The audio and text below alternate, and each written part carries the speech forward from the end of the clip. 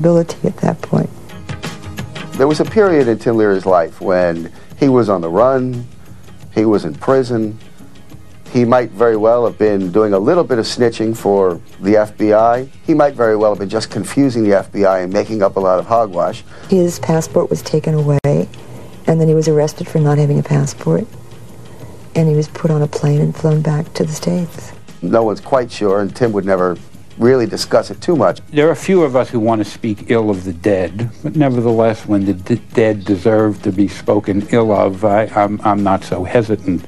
I realize that Leary made great contributions to the counterculture. Frequently, in the worst situations, that people's true character are most often revealed.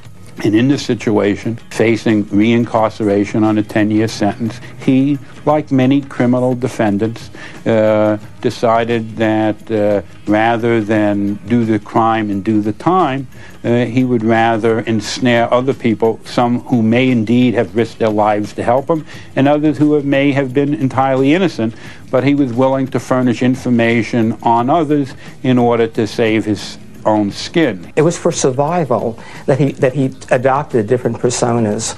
Of course, he put himself in a position where survival became important because he was walking on the edge all the time.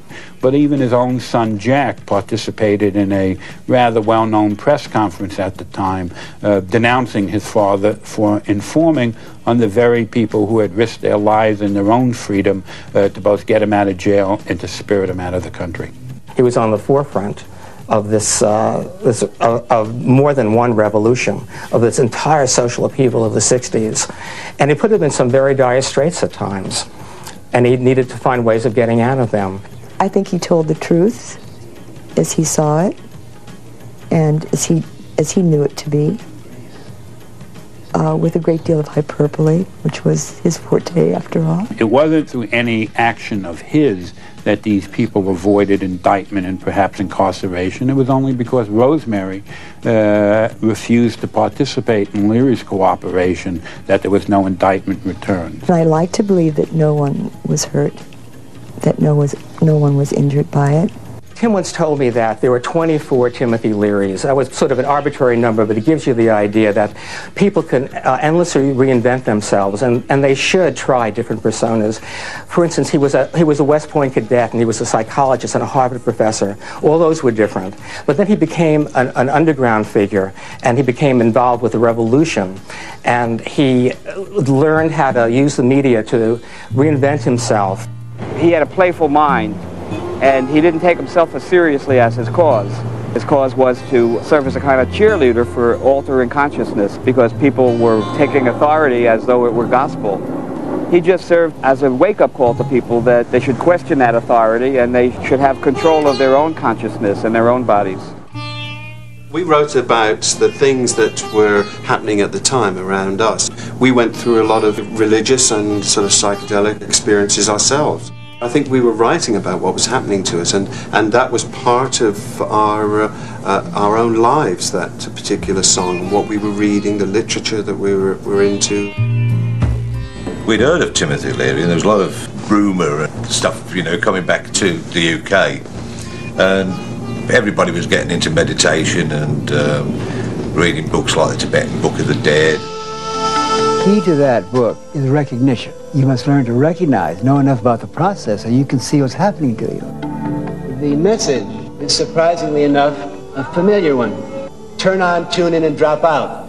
He marketed his ideas. You know, he was in the shower when he thought of the very famous turn on, tune in, and drop out slogan. In the shower? In the shower. And he came out and he said, well, you know, that'll do. He says, Marshall McLuhan says, you've got to boil everything down to one phrase that everybody can remember. When I got to know Tim, I realized that the man was, above all else, a brilliant salesman. What he was selling was himself. When they cap the 20th century, it'll be one of the 4 or 5 great slogans. Not the most important, but one of the most definitive. I think anyone that's grown up in America in the last 34 years realizes the power of these phrases to define our relationship. Yeah, the bumper sticker, the phrase, the Crusades, you know, go for Christ. It's been used throughout human history as each tribe or each group has their motivating mottos, yes. 54-40 or fight, or what was it, Patrick Henry, what was Patrick Henry about? Give me liberty. Give me liberty, give me Coca-Cola. Someone like Tim Leary invented the idea of bumper stickers, almost. Somebody like Tim Leary invented the soundbite. The slogan has to fit the unique individual at that particular time of her life. And a slogan that works for you when you're 16 is not going to work when you're a young mother or father. And the greatest thing you do in your life is select your slogans, and you should be encouraged to do that. Well, in a way, he was the communicator. Well, together with people like Marshall McLuhan and Ram Dass, I think those were the three biggies, I think, of our time. He was the used car salesman. He could make you buy this old pickup truck that's not going to run past the edge of the lot. Whereas somebody like Marshall McLuhan, he'd probably stop and say, well, I'm not sure that you're going to make it out of the lot, let's not buy it. Tim would just say, buy it, what the heck? It might run. He was somebody who moved from thinking about LSD to thinking about virtual reality to thinking about information systems to thinking about death in new and innovative ways. When the web came of age, it was an immediate answer to what Tim had been talking about for the previous 15, 20 years, creating your own personal electronic virtual environment.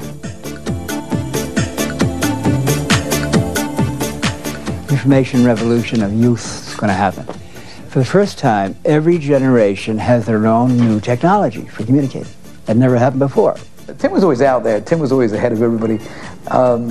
He was very much into the internet way before the average person. In fact, I think he was given the very first PC.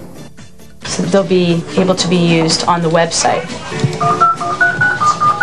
I'm not a great computer hacker, I understand enough about them that I can follow what the guys I'm working with and the ladies I'm working with do, but I'm not a great, I don't even know what that means, all that HTW. Are you dialing up Tim's website? I'm going to try. He was a software designer later in his life. He did something called Mind Mirror, which came out on disk.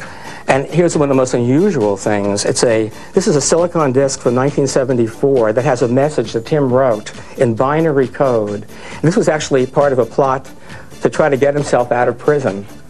It's supposedly a message from extraterrestrial intelligence, and it's probably the first example of printing on a computer chip. This is more than 20 years ago. So Timothy really took McLuhan to heart. Well, of course, Marshall McLuhan predicted all of this. It's awesome, humiliating, embarrassing to read what McLuhan was saying back then, because we're just now thinking we're hotshot because he talked about the global village and what it means. We have a new language using electrons. He knew that a kid in Tokyo can be online with we always say kids, I don't know why, and they're always boys. That's very hip. He didn't have any kind of a reservation to use a new media to communicate. And that's what he's doing now. He's busy creating all this communication through internet and website, He created the Timothy Leary homepage, which is http://leary.com. It's a home. It's based around the infrastructure of his actual house. He wanted people to be able to come by and visit his home anytime, people from all around the world, and get a really personal feeling for how he lived and worked. This is the de-animation room, or Tim's bedroom, the day after he died. It's put together in a QuickTime VR format, which, for those of you who don't know, it's a series of photographs that are seamlessly welded together to form a virtual reality type of environment. You can zoom in, you can zoom out, wander around as you wish. There was a little cult classic that developed, and it was called the Leary biscuit, which was Tim's favorite marijuana snack. First, take a Ritz cracker. Second, add some butter, some cheese. Third, top it off with some marijuana. Fourth, place it in the microwave so the THC is activated, which is the key to the whole thing. Can't believe I'm saying this. And serve and enjoy, finally. We're going to communicate electronically. We're going to communicate with screens. But no longer screens like that. The whole wall within 6 months, next time you come back, next time I die, I won't die without you.